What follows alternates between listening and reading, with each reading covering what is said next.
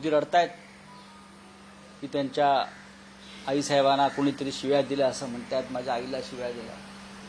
इथे जरांगे पाटलांच्या संदर्भात किंवा मराठा समाज बांधवाच्या संदर्भात भारतीय जनता पक्षाचे नेते कोणती भाषा वापरत होते याचं चित्रण मोदींनी ऐकलं पाहिजे आणि पाहिलं पाहिजे.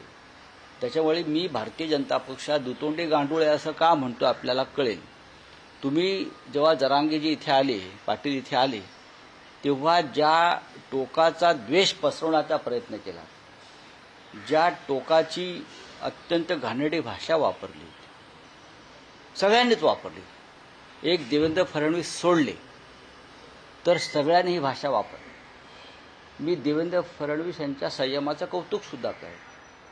की स्वतः नेत्यांनी आंदोलकाच्या फडणवीस यांच्यावर जी टीका केली, ज्या जहरी भाषेत टीका केली, तरीही राज्याचे मुख्यमंत्री म्हणून त्यांनी अजिबात संयम सोडला नाही, हे कौतुकास्पद आहे. पण त्याच वेळेला भारतीय जनता पक्षाचे बाहेरून आलेले नेते सगळे त्यांनी ज्या प्रकारे जरांगे पाटील आणि त्यांच्या लोकांविषयी भाषा वापरली, ती भाषा समर्थनीय आणि नंतर लगेच त्याचं श्रेय घ्यायला येत आहेत.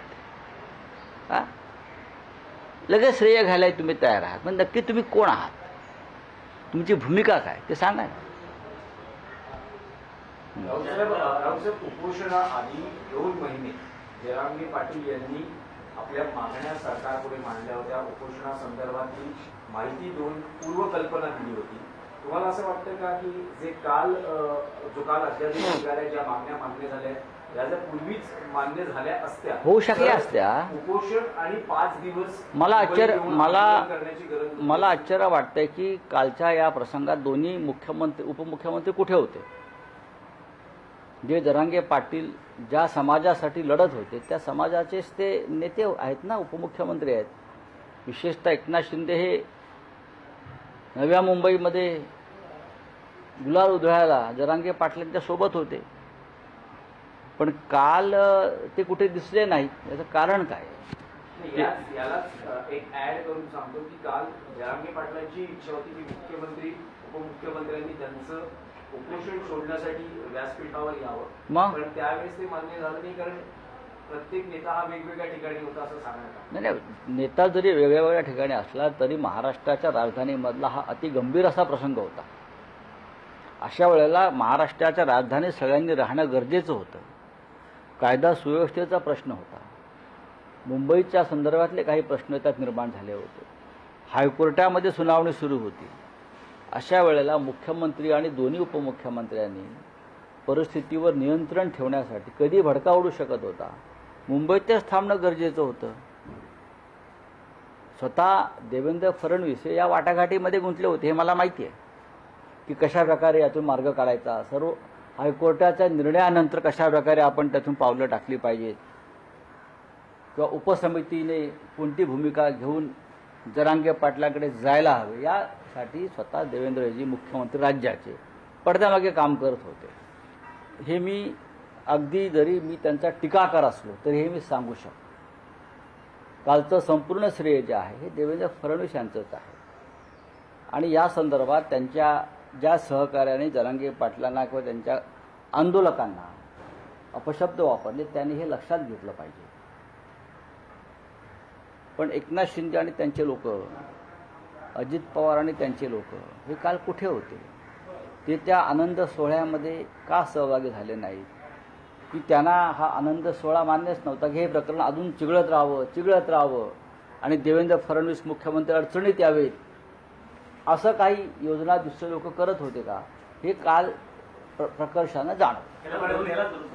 ज्या मागचं मराठा नेत्यांना जमलं नाही ते फडणवीस यांनी करून दाखवलं, अशा प्रकारचे ट्विट आता येत आहे. नाही, हे ट्विट करणारे भारतीय जनता पक्षाचे कोणते एकनाथ शिंदे आणि अजित पवारांना टार्गेट करणारे आहेत. मुळात उपोषण नक्की संपलेलं आहे, आंदोलन संपलेलं आहे.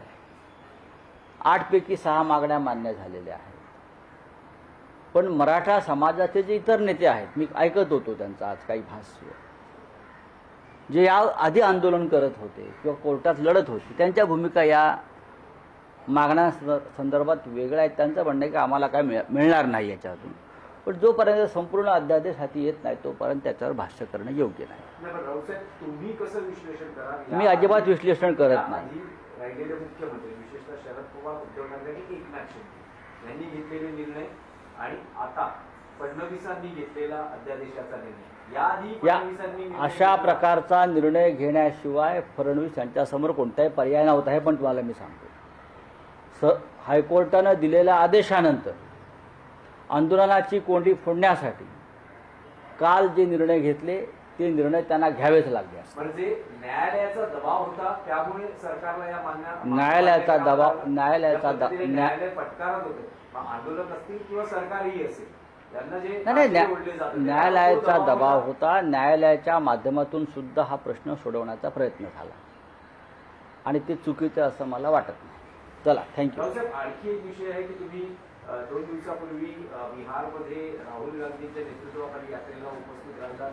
समारोप झाला त्या बिहारमध्ये यादीमध्ये. पण आता राहुल गांधींनी म्हटलंय की मी एक अणुबॉम्ब फोडलेला आहे मतचोरी बाबतीतला. आता हायड्रोजन बॉम्ब फोडला तर पंतप्रधानांना कुठे तोंड दाखवायला जागा शिल्लक राहणार नाही असं ते म्हणतात. नेमकं काय हायड्रोजन बॉम्ब आहे? काही विरोधी पक्षातल्या नेत्यांना त्यांनी विश्वासात घेतलंय का या बाबतीत? त्यांची चर्चा झालेली आहे आमच्याशी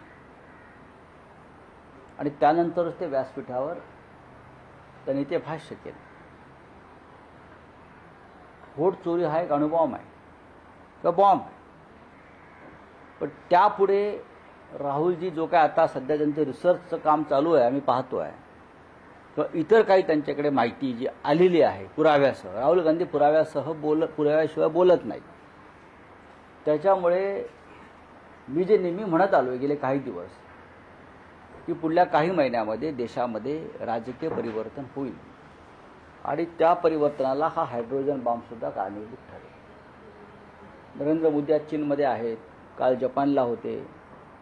हे त्यांचं अखेरचं पर्यटन, विदेशी पर्यटन करून घेत आहे.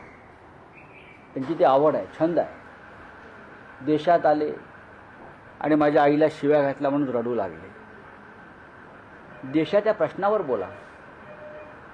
अनेक प्रश्न आहेत, रडताय कशाला? कोणीही त्या यात्रेमध्ये नरेंद्र मोदी यांच्याविषयी किंवा त्यांच्या आईविषयी अपशब्द वापरलेला नाही. 17 दिवसाची संपूर्ण यात्रा मी सुद्धा फॉलो केली. शेवटचे 2 दिवस आम्ही सुद्धा होतो.